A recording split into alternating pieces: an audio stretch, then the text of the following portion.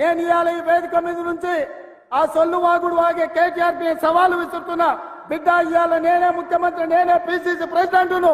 రేపు రాబోయే పార్లమెంట్ ఎన్నికల్లో నేను సవాలు విసురుతున్నా. నీ చేతనైతే దమ్ముంటే, నువ్వు మగోడివైతే ఈ తెలంగాణ రాష్ట్రంలో బిడ్డ ఒక్క సీటు గెలిచి చూపించు. నీ అయ్యా నువ్వు వస్తావో, నీ అయ్య వస్తాడో మా కార్యకర్తలు చూసుకుంటారు. బిడ్డ, రుణమాఫీ చేయి నేను కూడా అనవచ్చు. మగాడివైతే రైతు భరోసా స్టార్ట్ చేయి, 70 లక్షల రైతుల ఖాతాల్లో డబ్బులు వేయని నేను కూడా అడగవచ్చు. మగాడివైతే మహాలక్ష్మి స్టార్ట్ చేయి, 1,67,00,000 మంది ఆడబిడ్డలు ఉన్నారు, నెలకు 2,500 ఇస్తానన్నావు, స్టార్ట్ చేయి నేను కూడా అడగవచ్చు. కానీ నేను ఇవన్నీ ఏమనట్లేదు. ఒక్క సీట్ అయినా గెలవము అనే మాట మాట్లాడావు కదా.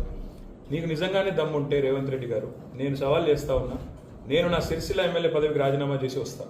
నువ్వు నీ ముఖ్యమంత్రి పదవికి, కొడంగల్ ఎమ్మెల్యే పదవికి రాజీనామా చేసిరా.